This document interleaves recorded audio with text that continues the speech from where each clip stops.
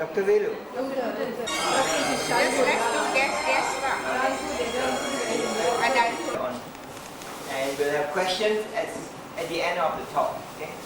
There are a lot of front rows here. If you like to be in front. You know, this reminds me of something that happened last year in a dinner and dance in my company. Oh, by the way, I'm 57. I'm grandfather of 3. And I'm working part-time on contract with Caltech Singapore. And in a dinner and dance, the MC was saying, okay, all those who are grandparents, put up their hand, you get a prize. You see all the locals putting up their hands and wanting a prize, but all the angmos hiding under the table. Because they don't want to be identified as old. The Westerners don't want to look old, don't want to be known as old. Whereas in Asia, I think most of us don't mind being old, you know, being known as somebody who is old. But values are changing now. So a lot of time people think retirement is the end, you know.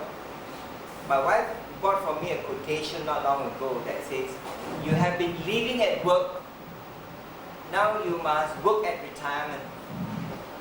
Because a lot of time we are so active, working, living at our working offices, and so like you as a lawyer, right? You're a lawyer, isn't it? Okay. And then when you retire, like a lot of people, they don't know what to do. They find life meaningless, you know, self-esteem is eroded. And I think that's not being fair to yourself, to God, and to others, because there's a lot of things you can do. So the word ReFIREment is not a typographical error, it's actually taken from the word retirement, except that we need to refire ourselves sometimes to remind. So this workshop is for mid-lifers. Why third age, somebody asked me. Well, we have first and second age, you know, up to retirement. After that, it's post-retirement. That is the meaning of the third age. I'm going to cover very quickly some of the myths, challenges, and opportunity. The other, aging gracefully. Some famous, and only a sample, mid-lifers and seniors. Bahá'í perspective of aging and caring for ourselves, and of course, if there's time, effectiveness habits. The workshop will last approximately about 2 hours or so. We have tea break. But by the way, housekeeping, the loo is there.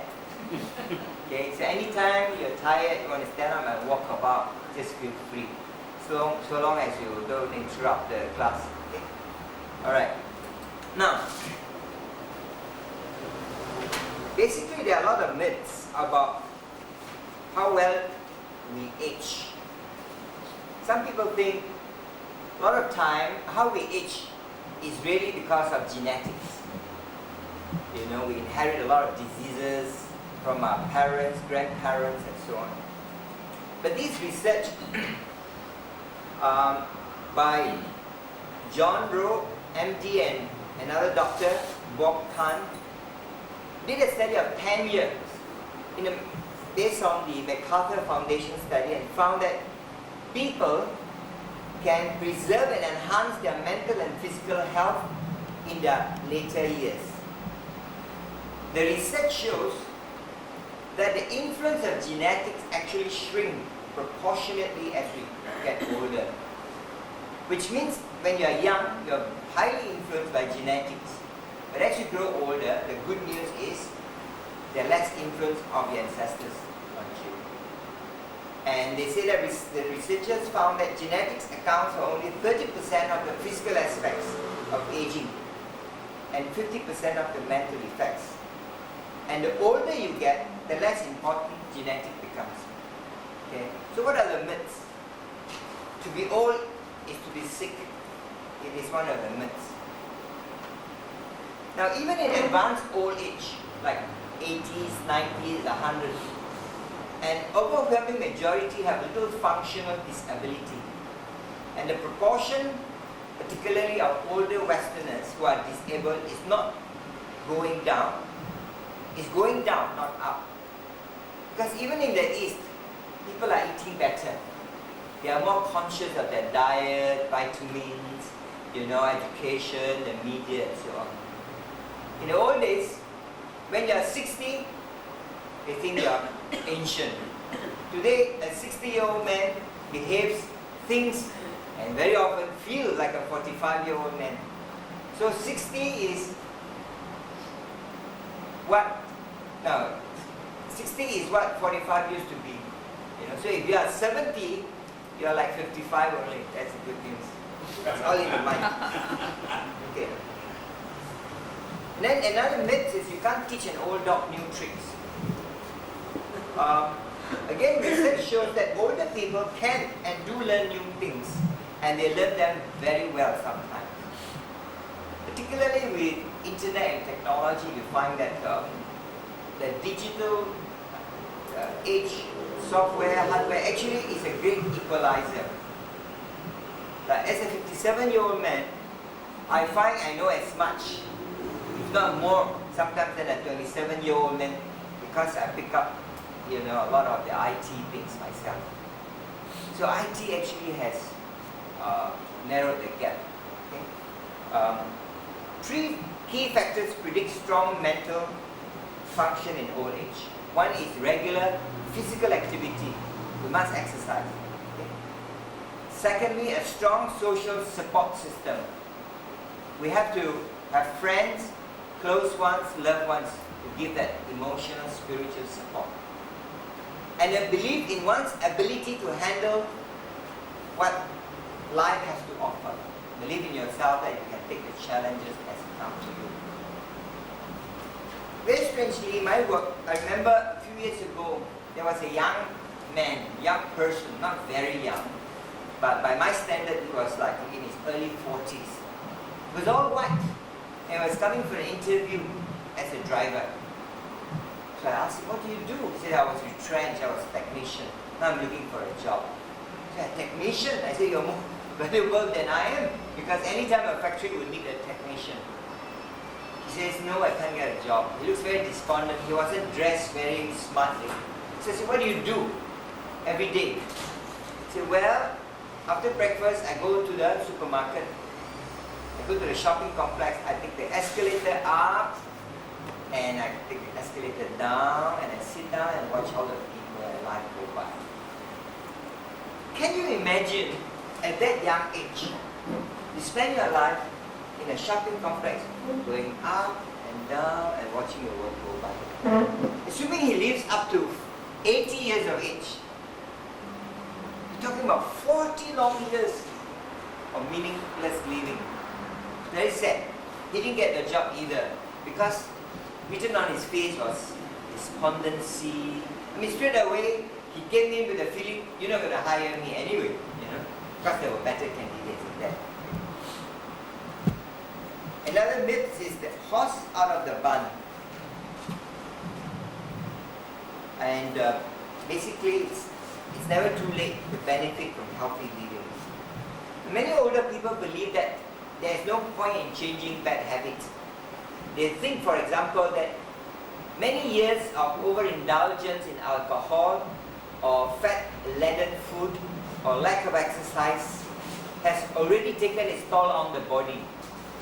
The body is koyak already, it says, why worry, in local term. So don't do anything. And that the subsequent damage is irreversible. Now, of course, it's better to start healthy living early. But the truth is, it's almost never too late to benefit from healthy living. Another myth is, the secret to successful aging is to choose your parents wisely. I mean, there's no such thing, you can't choose your parents. But the fact is, like I said earlier, heredity is not as powerful a player as many assume. Okay? The good news is for people with strong family histories of cancers, heart disease, high blood pressure, rheumatoid arthritis, and many other conditions, we know that diet, exercise, and even medications can delay or completely eliminate the emergence of such diseases. Okay. Another myth is that lights may be on, but the voltage is low. Basically, it says that, well, we are there, but sexually we are useless, impotent. The point of fact is that chronological age itself is not a is not a critical factor in sexual activity or physical intimacy. Even for people in their senior years, intimacy is still important and useful. And there are many ways of intervening to make that happen. Another one is that the elderly don't pull their own weight. Widespread belief that older people are unproductive in society, and that's very unfair and unfounded. A lot of national statistics on productivity is focused on paid work. That's how they measure income tax, paid work. But there's a lot of unpaid work that's done by the elderly, just like housewives are not working. There's work. And where there is work, there's value. And this is not registered by the government. But actually, they do a lot of work. It may not be commercial work per se. And study in the States shows that 1/3 of older people work for pay, 1/3 work as volunteers in churches, temples, organizations, NGOs. And many provide much needed assistance to family members, friends and neighbors, including taking care of the grandchildren, and so on and so forth. So, millions of elderly people are out there doing valuable work. Now this is a quick picture taken from Times that says if you live in Japan, you're likely to live 49 years longer than if you are from Zambia. In Malaysia, it's 73.1. This was taken quite some time ago. If you are 74, don't worry. You're not ready to go yet. It's just an average. Anything that's average is very misleading, I mean, just like in India, you might think the GDP is low, but you find there are thousands of millionaires there who have gold-plated toilet doors and things like that. But the masses, of course, pull down the average. Okay. Anyway, I'm going to leave this. Now, one very important thing about aging is another research by these people in Yale University and so on show that longevity increases by positive self-perception, which means the more positive you feel about yourself, the longer your life can be, the less likely you are stressed and sick. And I'd like you to think of one positive thing about yourself. See, a lot of time, most people don't think very highly of themselves. And particularly when they are old, and because so much of their time, their self-image is associated with their work image, like the Japanese. That when they are not working, they say, oh, I'm useless. And this is very sad. Whether you are a lawyer today or not a lawyer tomorrow doesn't take away from the fact that you are you. But we don't do that. It's me as working employee of somewhere or school, and that's very dangerous. So, I just want to tell a story about 3 years ago, and when I was in Tokyo with my daughter, and we were on a short trip, and the bus was taking around up to Mount Fuji, and there were a lot of forests there. And the tourist guide was saying, every year, a lot of people walk into the forest and commit suicide. I said, huh? What? Literally, they don't look like a jungle to me. To me, they look very harmless. But apparently, when you walk into this forest, you can really get lost and die. You see? And the police will actually have to tie a rope every summer and go into this forest so that they can come out again looking for dead bodies. Because in the culture of many of these Japanese, they are work and work hard. They associate themselves with work so much. And because of recession nowadays, more and more people just give up. For example, when they are retrenched, they even actually take their briefcase to pretend to go to work. Actually, they're not working because of loss of faith. They don't want the neighbors to know they have been retrenched. This is the sad part of it. So, positive thinking is very important. Positive perception of yourself. So what I'd like you to do is play a game of positive thinking. Something positive about yourself that you can stand up now and face the group and say, this, I am this, I have this great quality. And all of us will give you a quick clap. Okay? Starting with Mr. Chai. Stand up. One thing now, start thinking. Everybody must participate. Stand up and take a deep breath and look them in the eye and says, look at them. One positive thing. Perseverance. Okay, tell them. I am Go and give them that. Next. What? You think you're very young? Don't know what to say. See, this is the funny part about a lot of people. Because they have many good points. You know, like the master of the BahaiFaith, we must look at others' good points. We should also look at our own good point, you know. So think of just one good point. I bet you have a dozen, if not more. Okay, what I'm thinking is that I'll continue working until I'm 75 as a lawyer. Good point, huh?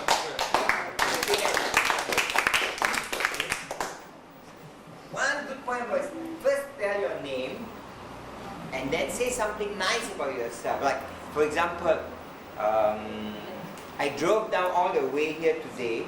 We were to do this service for the Baha'i community. That's a good point. Clap.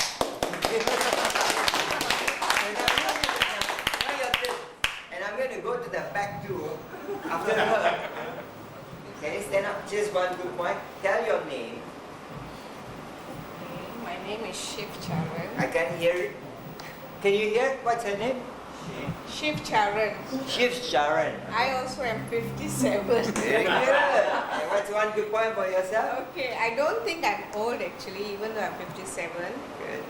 And I One good keep point. believing that I have so many things more to accomplish in life which I haven't yet done. Fantastic! Whoa. Alright, let's go to the back there, you sir. At the back, stand up. Say your name, one good point for yourself. What's your name? Maran, is it? Maran. One good point about Maran.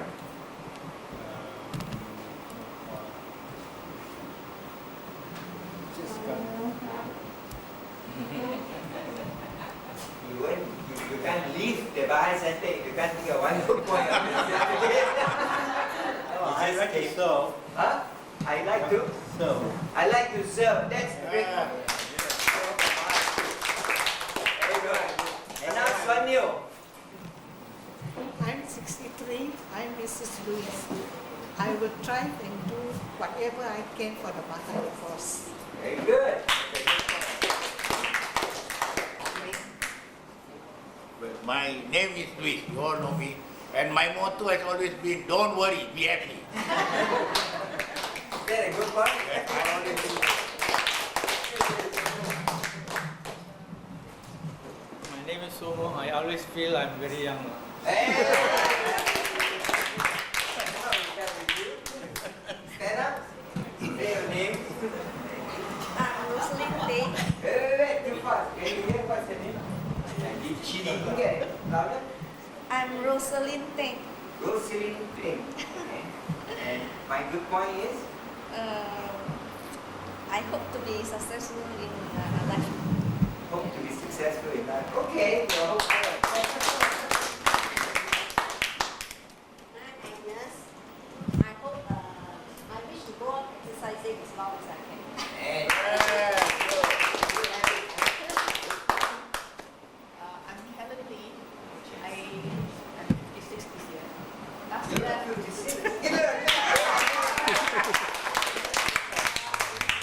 conquered Mount Everest, Mount Kinabalu last year. wow! For those who think no big deal, 55 who cannot, please try it. So we all go for determination. Thank you. Wonderful. I'm Alice. I feel I'm very active at the moment and I'll continue to be more active when I retire. Thank you. My name is Irene. I feel that I'm a cheerful person and that keeps me young all the time. Thank you. And now back to you.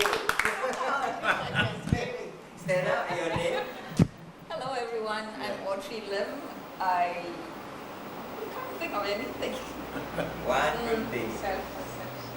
Last month, this week, last year. Very organized. I'm not organized, unlike what Saranda I tells me. already I did. guess I'm very hard work. Good, that's a good one. Well, I'm Sarada. I wish I Happy you can make others feel happy too. When you think so? Yeah.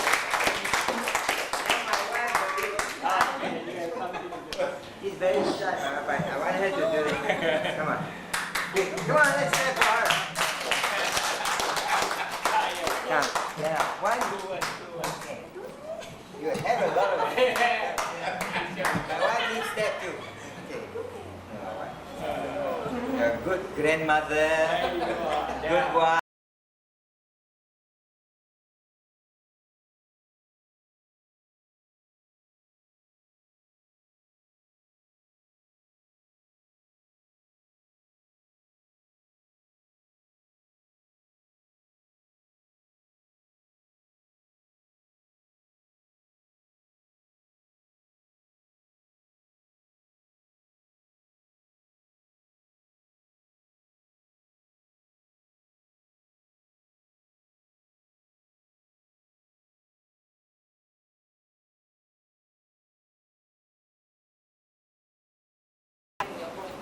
Okay. I'm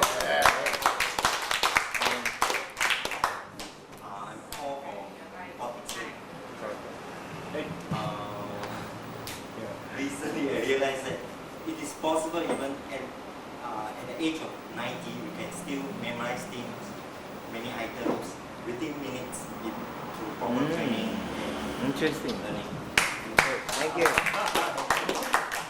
Name and one good point. I'm Ling Hua. One good point about yourself. Is try to change my lifestyle, following the Baha'i routines to help. Okay. A poet Upton Nash, I don't know who that guy is, but it says middle age is when you have met so many people that every new person you meet reminds you of someone else. It just happened to me just now. When I met Mr. I've seen you before. I said, no, you haven't. We grow neither better nor worse as we get old, but more like ourselves. This is another person, an editor right here. Now, there are several dimensions, in our life. Family, work, spirituality, health, finance, service. A lot of time, people tend to focus on finance and family and work. And when family is no more with them or work is no more with them, then they worry about their health. But they tend to neglect the spiritual dimension. The key thing is we have to focus on all of this. Finance is important, but it's never enough. But if all the money in the world, if you are immobile, you can't do anything. So we need to know where we stand. If you were to take an evaluation, a review of yourself, on a scale of 1 to 7, for example, where would you put your closeness with the family? A 7 out of 7, which means you're very, very close, or only a 3 out of 7, which means you're not close with them anymore. They have their own family, they do their own thing. Once in a while they may see you. So this is something you got to work on if it is 3 out of 7. It can be any number, 1 to 10, it can be 1 to 5. My point is, there are 6 arenas of our life that we must look at. Money is not everything.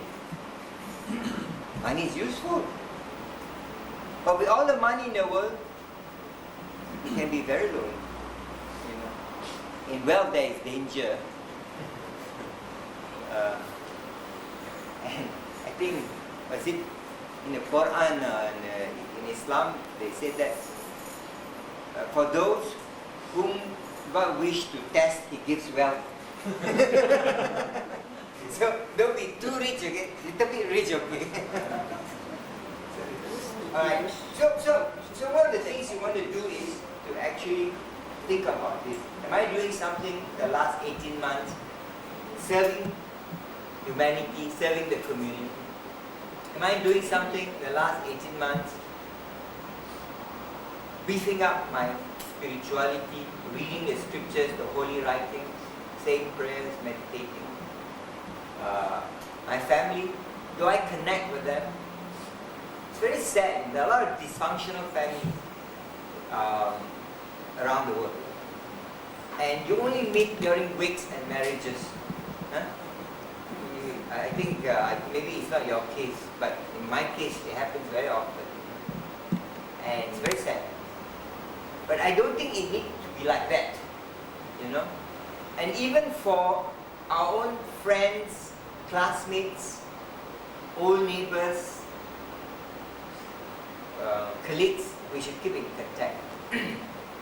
See, a lot of us talk about financial capital, right? We always look at our assets and liabilities, how much insurance we have, pension or EPF or post-bank, whatever there is. But we forget there's a thing called network capital.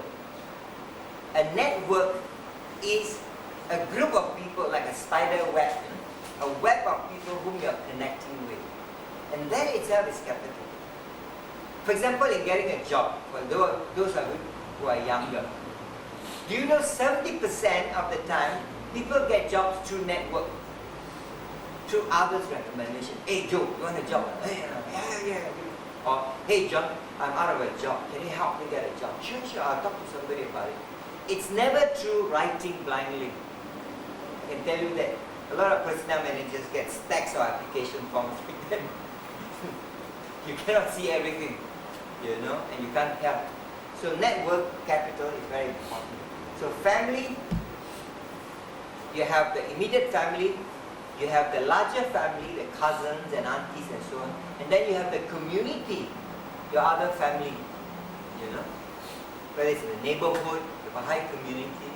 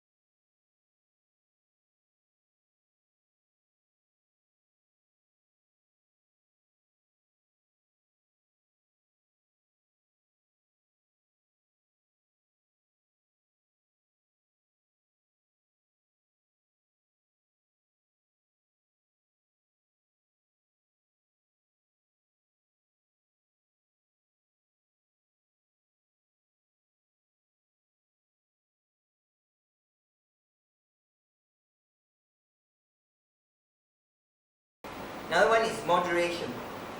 The Baha'i Faith promotes the concept of moderation. Even civilization, if carried to excess, can be destructive, Baha'u'llah said. Moderation in what? There are some people, I remember going to, many years ago in 1990, when I went to Mongolia via Moscow, Russia. This is just before breaking up. In my group were many Malaysians, including a Datuk.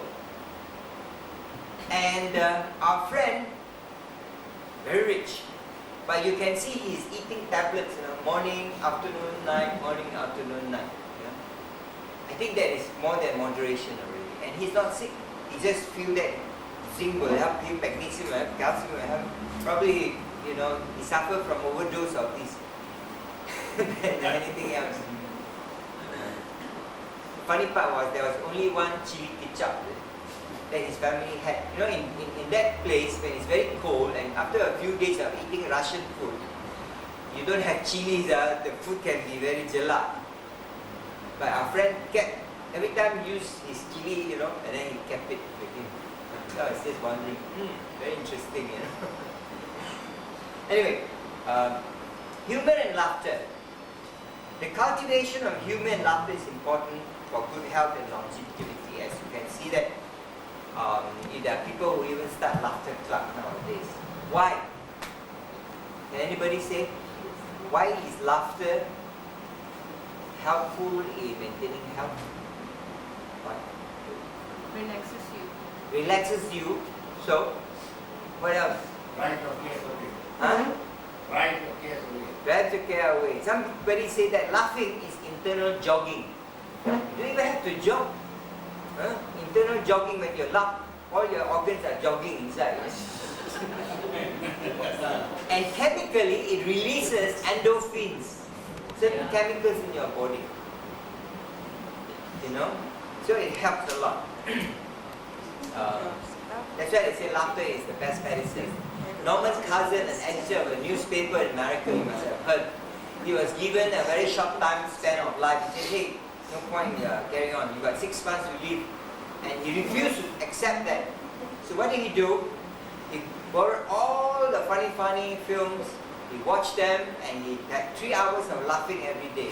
Until the nurses thought that, not only is he suffering from cancer, he's going bonkers. But actually that cured his cancer, and he lived many years after that. And he wrote a book about laughing. Yes, sir? What is endorphin actually? Endorphin, I believe, is a chemical that is produced in the brain, right? That helps. I don't know, I'm not a chemist, but Yeah. who say yeah? Okay, service in the community is something too that we should do. No, I mean yeah. Sorry? No, I didn't mean the yeah to your medical. The latter one, the one you mentioned first. That is a chemical. Yeah. Service in the community is very important. We can do a lot. The collective experience of older people, midlifers, is something we should capture. In the old days, when we talk about culture, what is culture? We talk about culture as in a textbook. No. Culture used to be in the fireside, in the tribal villages. The old man will be there, and young people will be sitting down there, and the old man will tell stories. Long ago, there was a king, or then this man did this, and the prince went there, and in life you must do this, and this is how you should be successful. Handed through hundreds of years. That's culture. Today, our culture is television. Hi-fi, Michael Jackson. I don't know what kind of culture you are getting, but it's partly our fault because we don't put ourselves on. I understand, because life is like playing 3 games. When they are babies, we play rugby. Everybody like to hug the ball, hug babies. Then when we are teenagers, we are playing football. We're always trying to catch them because they are always busy. They don't come back to the house and so on, teenagers. And when they are old, we play volleyball. Everybody is pushing them away. That's what they do, yeah? That's very sad.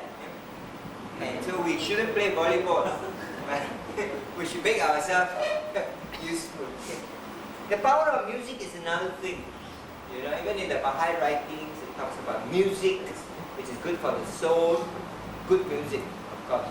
Not some of this music that drives you crazy. Meditation and reflection. This is a quiet time essential for recharging the energies of our mind and body. You know? And now is the time for quiet reflection. We should spend part of our time doing that. To meditate profoundly that the secrets of things unseen may be revealed unto you, Baha'u'llah said, that you may inhale the sweetness of a spiritual and imperishable fragrance. Okay? Another one is human contact. Intimacy, friendship, and personal contact with loved ones are invaluable cures for loneliness and distress. We need that. You know, when we are babies, we were touched. And babies, infants who are touched, carried, and sayang, they are less likely to fall ill or sick. And when we are older, you know, we need that touch too. So it's very important that you should learn to give yourself a hug every day too. I don't mean that literally, but you know, these are some of the things that you want to do. Network capital, to get to know more friends and to develop that closeness. Okay? Particularly those staying in towns, yeah? We all live in our own life and so on. So it's like, anyway, the power of faith. Faith that good will prevail. Faith in yourself and faith in what you are doing. This Baha'u'llah said, as you have faith, so shall your powers and blessings be. My mother just passed away about 3 months ago. And 8 died, so 7. And she was a primary school teacher. She raised them up. And she was a very strong lady, because she would work morning and night, you know, to raise the family. And she was very good with her hands. She played piano, make flowers, a lot of things. Using a string, she could do facial and all kinds of things to make money. Wonderful lady. She's buried with Baha'i rites. You know, she became a Baha'i. And in fact, part of the reason why I'm doing this is in her memory. You know, because some of my friends who came to the memorial that we had for her in Singapore, one of them who's the managing director of 2 companies, hunting and training, she wrote me an email after that saying, your mother is my mentor. I'm using her as an example. I'm looking forward, you know, to be like her, strong, despite losing her husband at that young age, raising the kids and so on, you know. So you never give up. She has faith in herself. You know, she has faith that things will be okay. Okay? So anyway, let me go to the next topic. You can reserve your question after this, okay? Do you want to say it? Okay lah, yes. Famous midlifers and seniors. Leo Tolstoy, the novelist. You've heard of Leo Tolstoy, I'm sure? Famous Russian novelist, writer. By the way, he actually knew the Baha'is. His greatest works were done in his 50s and 70s. 70, tahun 70, then his best masterpiece came out. How old did you say you are? 56, is it? 36? 66. Oh, 66. Okay. Anyway, he described the Baha'is. He says the teachings of the Baha'is, in those days Babis, wrote Leo Tolstoy, have a great future before them. I therefore sympathize with them with all my heart, inasmuch as it teaches people brotherhood and equality and sacrifice of material life in service of God, and so on and so forth. So that's Leo Tolstoy. The next one is Michelangelo, sculptor, painter, architect and poet of the Italian Renaissance. He was 71 years old in those days, probably like our 81 years old now, when he was appointed the chief architect of St. Peter's in Rome. He died at the age of 89. You know the guy on the right, I'm sure, huh? Anthony. Who? Don't wait. On the left is Cecil DeMille, founding father of Hollywood. In 1952, at the age of 71, he produced and directed the Academy Award-winning The Greatest Show on Earth. His 70th film was The Ten Commandments. I'm sure some of you might have seen that. So at the age of 71, he won an award. John Wayne, hero of 1,000 fistfights, was 57 years old in 1964 when he was struck with cancer. But he still won an Oscar 5 years later. Only died 15 years later in 1979. Bertrand Russell, philosopher and champion of individual liberty, one of the most influential thinkers of the 20th century. When he was 90 years old, he intervened with the heads of states during the Cuban crisis and with the United Nations during the Sino-Indian border conflict. At age 90 years, probably most of us says, don't bother with me, please. Don't kacau me. But Bertrand Russell, age of 90. Margaret Mead, a famous social anthropologist, study of people and so on, right? Anthropology, right? You're the professor. Made a field trip in 1973 at age 72 to study the Arapash people of New Guinea. Jacqueline, is it? Or Rosalind? You went to Kota Kinabalu. Huh? Helen. And Margaret Mead was 72 when she went deep into the jungle to study these people. Dr. Albert Schweitzer, a great humanitarian, was 70 years old when he started working for world peace. He won the Nobel Prize. Until his death at the age of 90, he was serving as a doctor and writer and actively cared for his patients at Lambaréné in Gabon, in Africa. Gandhi, we all know, great statesman in the leader, was 66 when he led the non-violent civil disobedience against the British government. And at the age of 70, he undertook the fast to the death and won India its independence in 1947. Pablo Picasso, famous artist. This guy is very interesting. Huh? He remained to the end of his 91 years of age a man full of vigor, zest for life, and produced 20,000 paintings and sculptures. Duncan MacLean won a silver medal at age 75. In 1975 in the World Veterans Olympics at the age of 90. George Bernard Shaw, dramatist, was novelist, dramatist until his late 80s. A vegetarian, he remained vigorously productive until his death at age 94. These are some of the examples of people, who have, despite their age and problems, I'm sure they have some medical illnesses here and there, to carry on vigorously in life. Viktor Frankl, he was a psychiatrist. When as a young man at the age of 27, he was held as a prisoner in a concentration camp during the Second World War. And what happened was a lot of suffering. Many people died. People who were very rich, very talented, went to this concentration camp, just gave up hope, and they died. He told himself he must live in order to tell the world that it is the last of the human freedom is the freedom to choose.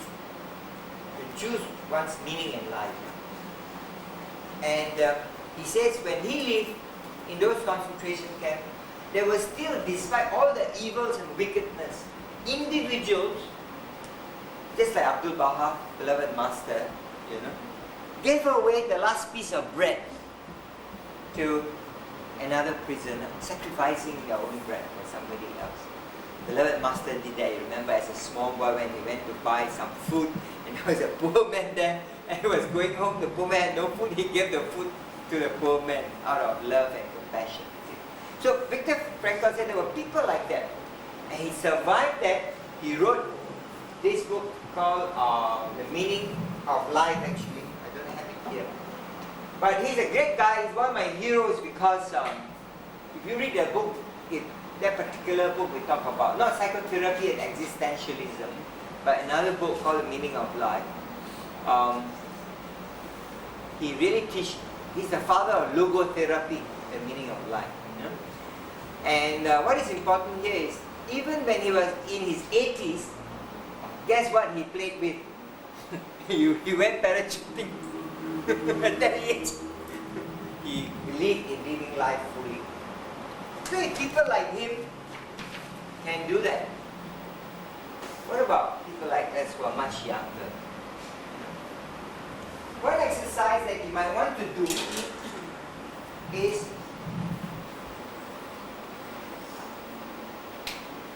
to write down what are the 27 things you must do before you die. Why you laugh? Why 27? Okay lah, 25 and a half. You see, if you don't have things to do, you don't look forward to living.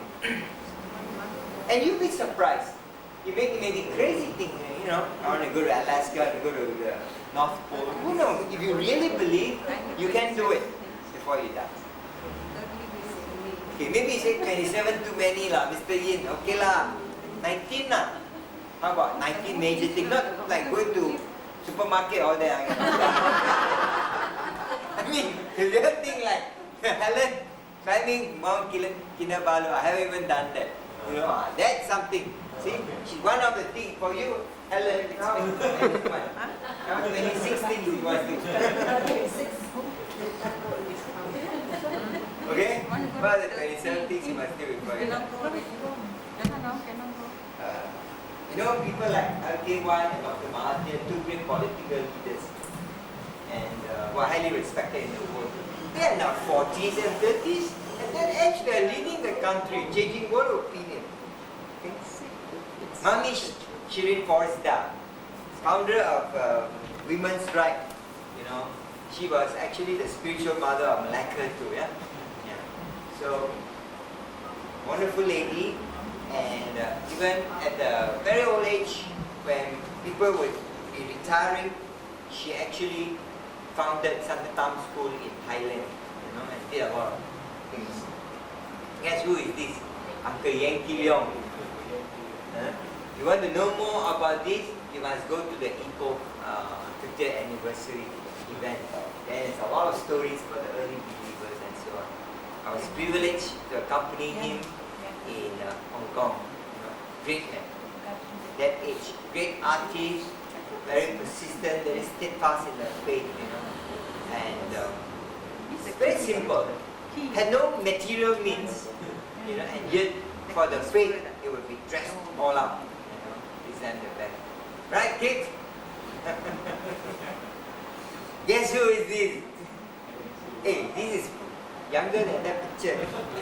Yeah, I wanted the picture. These people gave me, I had to scan it in, no, one by one. This one, this Uncle Leong Tachi and Auntie Leong. You know, we all love them. They used to live here, live this faith for the center. They went all over together, you know, even in their old age. When other people will say, you're not Kompong Mama, don't go anywhere, you know, but they went serving. Abdul Baha, servant of God, mystery of God, center of the covenant. Again, from his earliest day in Persia, he followed his father Baha'u'llah and his family on the exiles across the Middle East to Akka, the Holy Land in Israel. We learn how Abdul Baha protected his father while in the prison city and took on his shoulders the great responsibilities of the cause after his father's passing. The building of the Shrine of the Bab, the first pilgrimages of Western believers to the Holy Land, his journeys to the West are among the many events that some of us know. He was even knighted by the British Empire, and so on. And he served until very, very old age. So, From the holy writings, I shall quote to you, it says, and this is an advice to all of us. Although thou art old in age, this was a letter that Abdul Baha, the master, wrote actually to one of the early believers. Yet thou art young in spirit and have freshness and diversity, vigor and strength, beauty and sweetness. Thank God for this. So while you still have that, make use of it. Be happy. So those were some examples of midlifers that I wanted to share with you. When the heart is pure, the spirit enters and our growth is natural and assured. Everyone is better informed of the condition of his own soul than of the soul of others. We know ourselves best. But our responsibility to God increases with our years. I used to think, okay lah, once I hit 55, next it will be okay, let the younger folks do it. But I wrote to Karen Ferguson. She's a Baha'i, a Canadian Baha'i who is pioneering in Belize in South America with her husband. Husband has prostate cancer. They're in their 70s. Karen Ferguson and the husband are actually serving the BahaiFaith in South America. You know, it's not Canada. And she was the one when I asked her, can you give me a quotation about, old age or something? She said, our responsibility to God increases with our years. So I was very tickled. I said, are you sure it's in a Baha'i writing? She said, yes. And she actually managed to dig it up. And this is how I got this quotation. So this is interesting, yes, Samu? Our responsibility to God increases with our years. Oh boy. We thought we can escape. Anyway, evolution of the soul. Absolute repose does not exist in nature. All things either make progress or lose ground. So basically what we are saying is, even spiritually, we cannot rest. We must continue to improve our spiritual life so that we prepare ourselves for life after life. Okay? Current research has shown that intellectual capacity remains stable until about 867 and sometimes much later.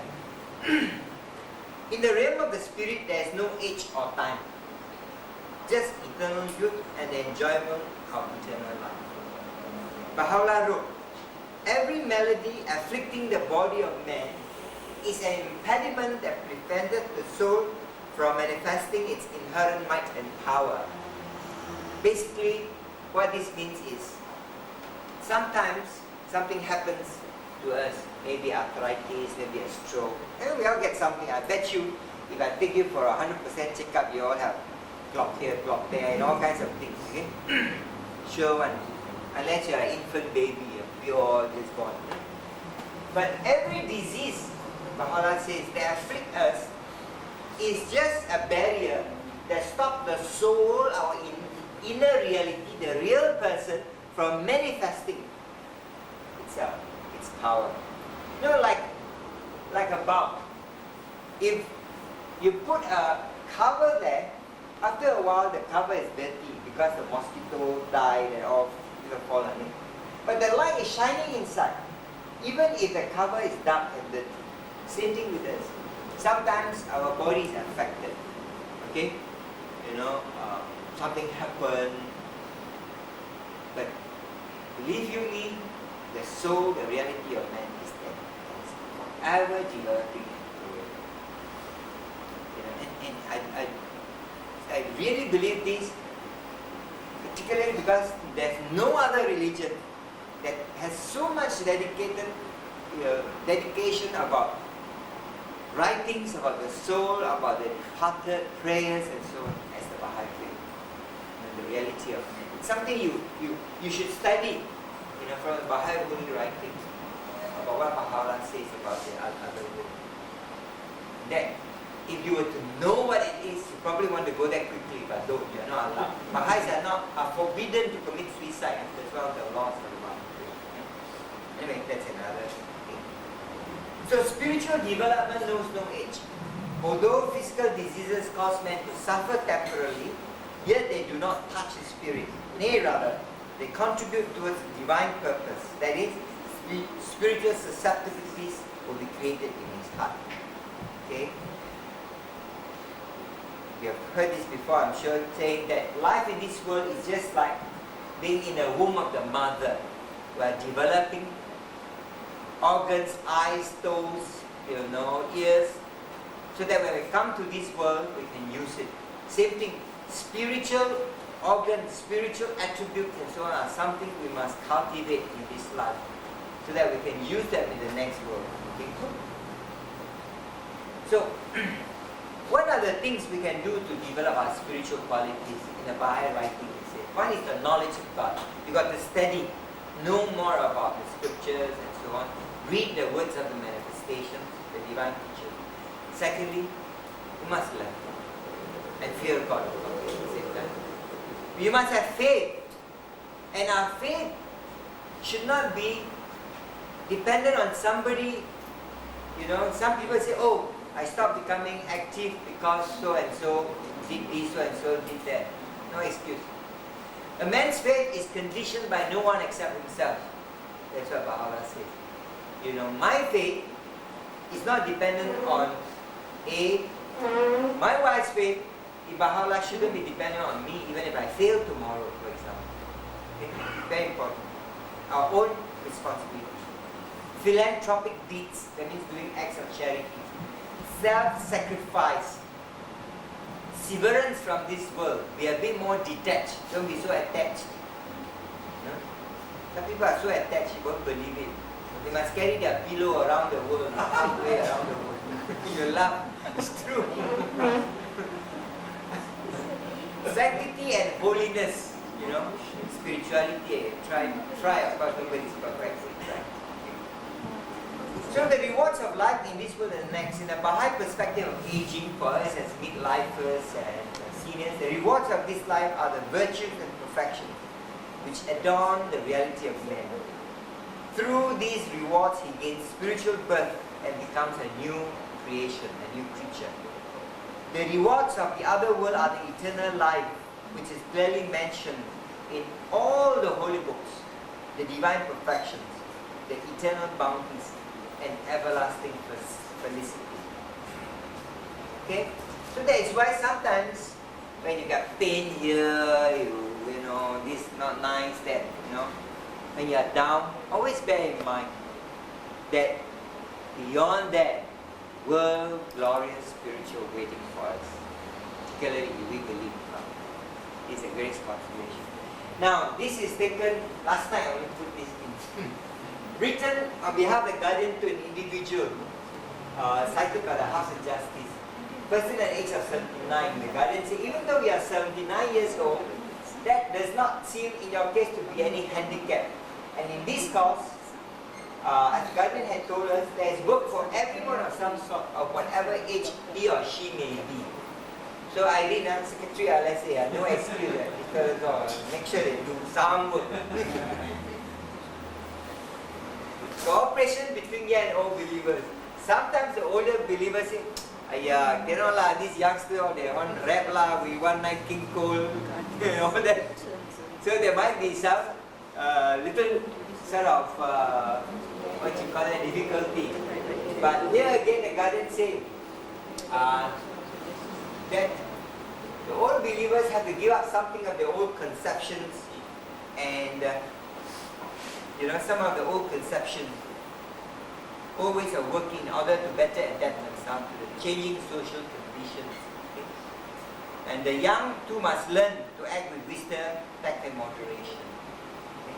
Basically, the energy of the youth should be tempered and guided by the wisdom of old age. Okay? It's something we must learn. Okay, now I go to the last part of my talk. Let's see if we can find that. This is about health. Basically, I've taken this, I think this is very important, from caring for yourself.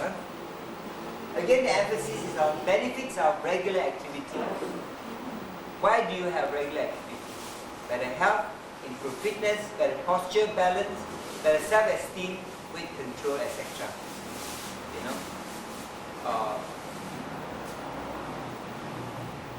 How many of you exercise regularly? Exercise. Not regular. Okay, three times a week? Yes. 4 times a week? 4 times a week? Only one. You young men.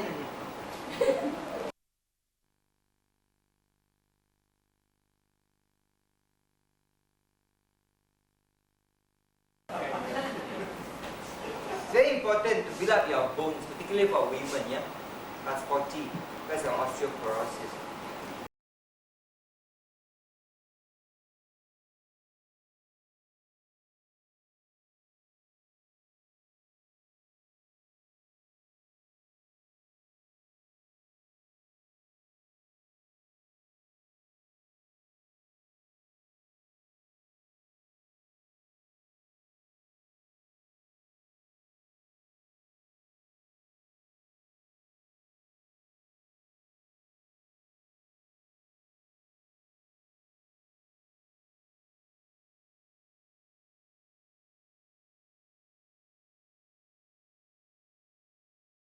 Dusting and so on.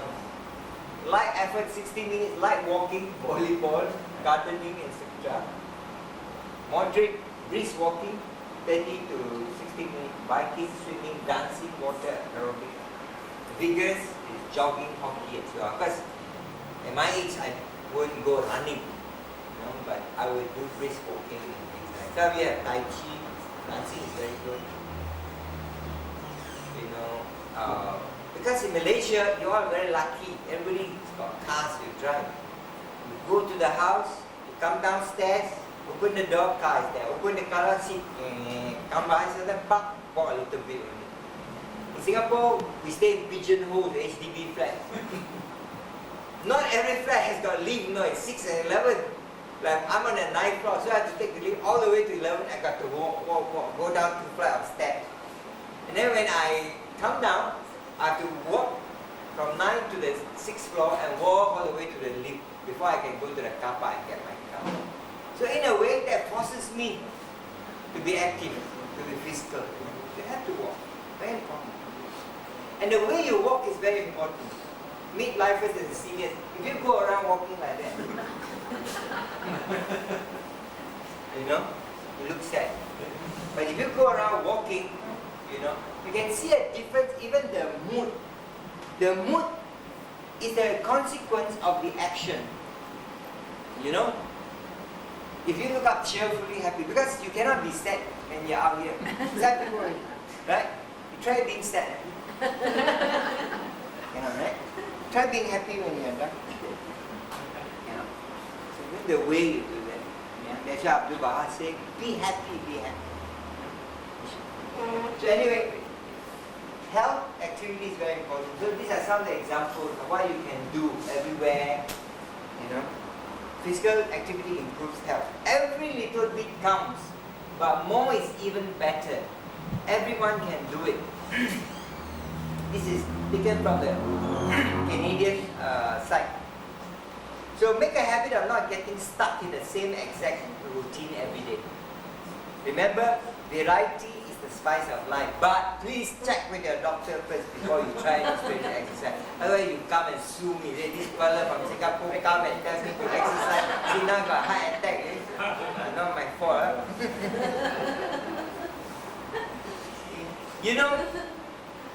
When we do team building, personality profiling, we actually try and map out the psychological personality of individual, like schools and so on, for my company.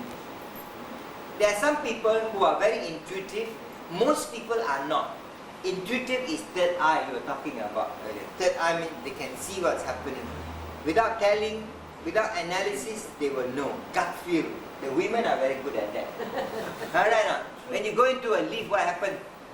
If they are standing there, if a man is staring at them, after a while, you turn around. They are very intuitive. They know. Their third eye is behind. The reason why I bring about the subject of intuition is because most of us are senses. We like data. We like to manipulate the information, calculate, quantify things. But this is all very left brain. So to be right brain, to be intuitive, to be creative, to be more open-minded, what you must do is add variety to your life. For example, if every day you take the same bus to work or to your friend's house, now you don't. You take another way of going. Instead of taking this road, you take another road. You know, do things differently. You know, so that you suddenly begin to feel different. If every time you only read one type of book, now you must try reading another type. Try Bahá'í books. It's commercial. Or every time you eat only masala tosse or urunduta, you know, vade or something like that, you say no, I won't. Let me try and eat alfalfa sandwich or something like that. Because alfalfa is like grass, chow, or full of vitamin. Very good. You should try that. Just create a new morning routine. Start your day with movement indoors, outdoors, you know, rather than just kick off with coffee. There are many ways. Parking your car 10-15 minutes away from your workplace, for example. You know? But walk, you know. Do physical activity while watching television. A lot of people see that. You know, just watching television. It's good to, you know, ride a bicycle or something. Look at Mr. Koo. So slim and nice looking. I wish you can share with us the secrets. The activities you can do at work including stretch breaks. You know? In fact, what I've just done is wrong. Every 45 minutes, an hour, I should say stand up. Like now, how about standing up? Everybody stand up. That's how you do a stretch break. Okay. Stretch. Walk a little. And there's a lot of wonders, you know, for your digestion and so on. Activities you can do at play. Join a club, organization that coordinates active living events and so on. Can you pass the notes out now? Yes, I've got all the notes there. Goal line dancing, folk dancing, tai chi, yoga, square dancing, whatever. And arrange to meet a couple of friends for a walk every day at the same time. The notes are all there. So build physical activity into your daily life, at home, at school, at work, at play, on the way. That's active living. Okay? That's what you want to do. So I've actually shown you most of my slides. Now, in case you have any question, account. You know, a lot of us go to the ATM machine, right? We put our card in, put our PIN number, we take 50 ringgit out, or 100 ringgit, or 20 ringgit, whatever. If you have no money in the account, can you draw? Right? You must first deposit before you can withdraw. So same thing, our emotional bank account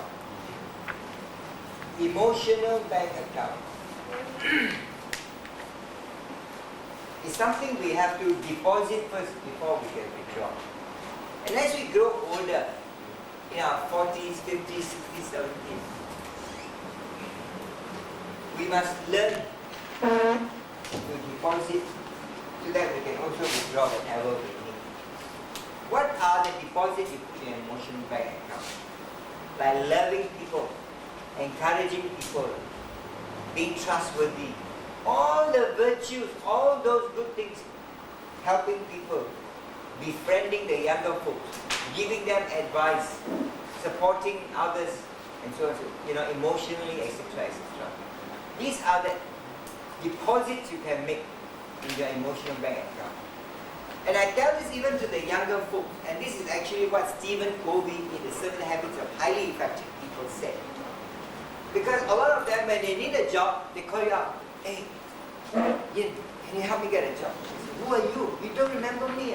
10 years ago, we met in a class summit. Oh, yeah, roughly, vaguely. You know, my point is, these people don't network, don't maintain that relationship and friendship. It's like a lot of us, we work in a place, you know, a lot of friends you make. The minute you change job, they go away. They even forget your name, where you live. That's a sad part of it. Friendship should be forever. An emotional bank account is one area where we can do things for others, whether it is depositing love, trust, friendliness, sincere compliments, whatever, over the years. So the day may come when you may start withdrawing. You may need help sometimes. You may need love, support, and so on. Starting with your family members. Sometimes we have sibling problem or parents and so on and so forth. One of the saddest thing in life is when there is this gap between parents and the children. As we grow older, we must make it a point not to allow this to curb our effectiveness and our aging gracefully. That must go. So emotional bank account. Deposit first before you can withdraw. Do something about EBA. Okay? That's one concept of effectiveness that I want to give. Another one is again taken from Stephen Covey. He says, begin with the end in mind. Begin with the end in mind. You don't have to know them.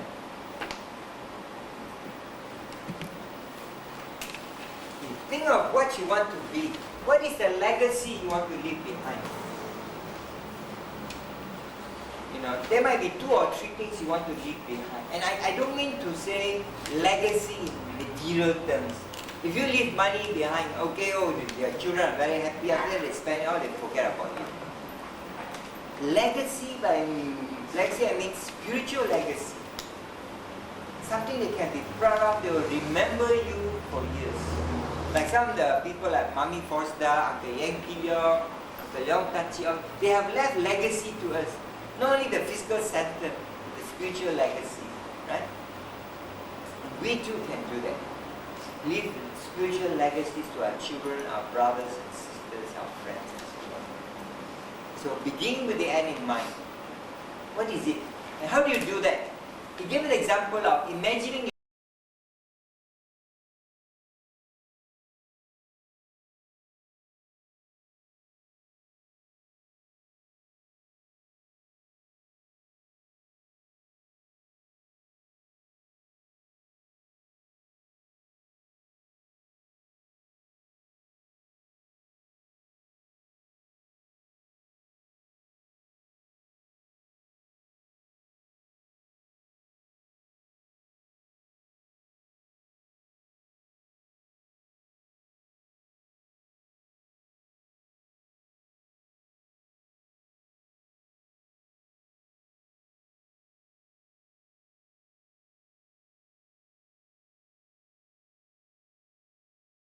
why particularly buys fruits for us, or something like that, things that people will remember you by. So begin with the end in mind. So I was very happy back to my mother's passing 3 months ago. That for an old lady at that age, 93, when all her friends have gone and so on, and yet we even have flowers from the LSA of Malacca. So touching. These are some of the things in life that you treasure. So my friends came down, some of the old students came to pay their respect to her. It's not easy. So begin with the end in mind. Another one is being proactive as an effectiveness habit. That means anticipate things. Being proactive means, particularly when we are living in younger families and others, sometimes we cannot assume they think like us. We have to take the initiative, okay, and not react, not respond, but be proactive. That means anticipate things before it happens. Many examples of being proactive.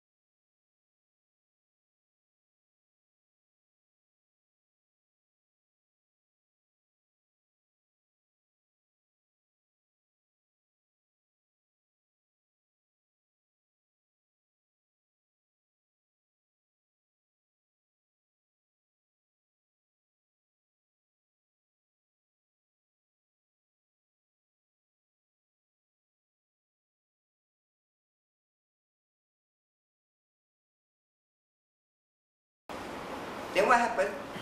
One day, she went to see a physician. She said, can you give me something, some kind of a poison? Slowly, I want to kill my mother-in-law. Poison her slowly. Cannot be too fast, otherwise my husband will know. So the physician said, very good, I got the perfect poison for you. So gave the poison to her. But you must do it every day a little bit. So every day, she put a little bit of it, she cook it up. And then, you must be very nice to her, otherwise she becomes suspicious. Okay. Every day she prepares. She says, Mom, please eat it. So Mom ate the tonic. Oh, my daughter-in-law, fantastic now, angelic person. So the mother-in-law also became very loving to the daughter-in-law. So every day she gives him the nice poison, prepared, sometimes with pigeon, sometimes with chicken, sometimes with duck. Oh, the mother-in-law so happy, started loving. And she also pretended to be very nice to her, more and more and more and more. Then after a while, the mother-in-law loved him, her so much that she said, better change, man. Went back to the physician, doc, I said, I don't want her to die anymore. She's so wonderful to me. She's such an ideal mother-in-law to me. Can you now give me an antidote? So the physician says, my dear girl, what I have been giving you is some kind of a tonic. You see? And because you behave differently, you are more loving, even though you didn't want to be, but you pretended to be more loving. As a result, you became loving. And the tonic you gave actually helped to strengthen that relationship and so on. So the moral of the story is, my mother-in-law is a great person. My wife's mother is a fantastic girl. Otherwise my wife would be very angry with me. But she truly is.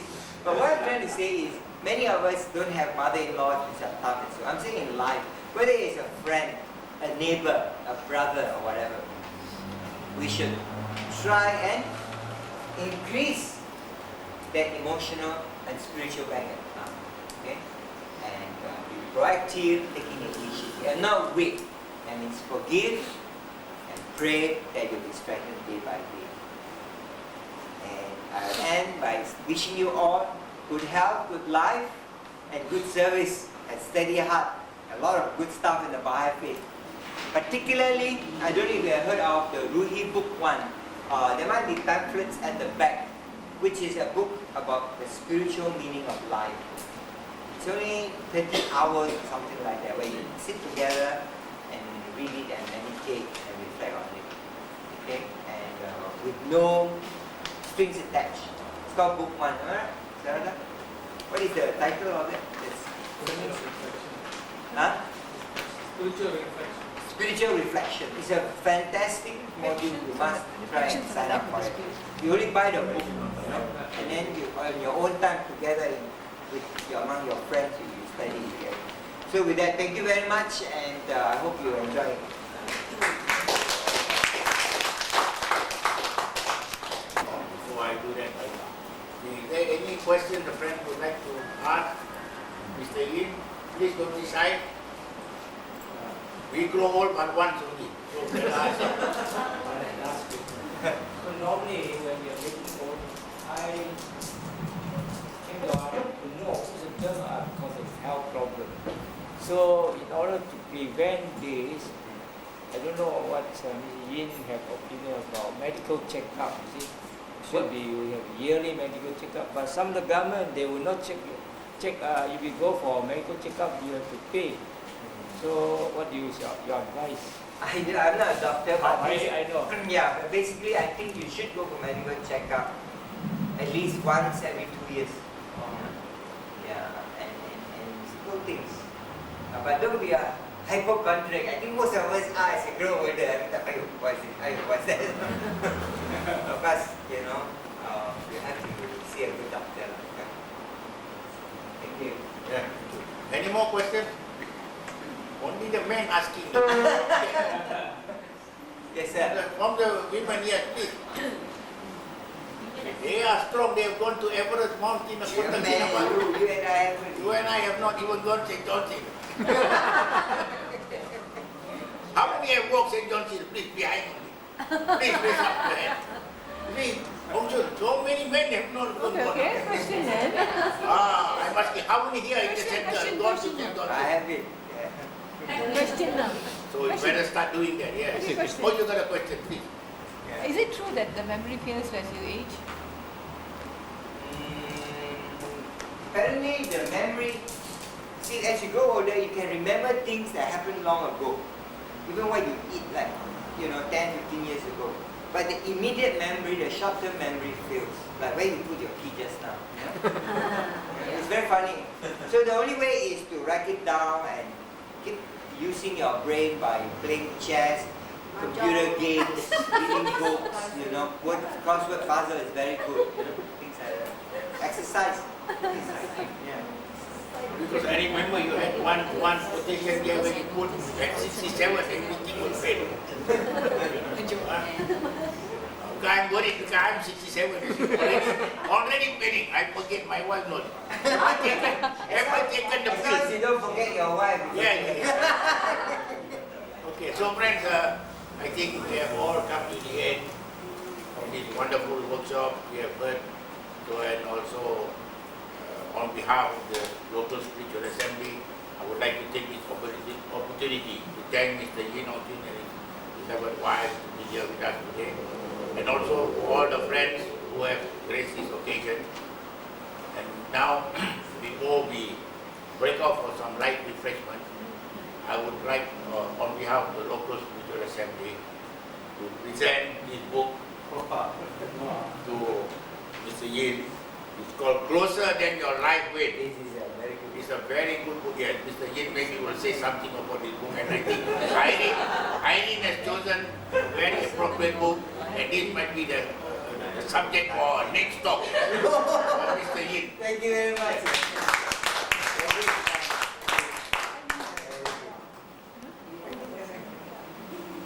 Thank you. So friends, we can now adjust on some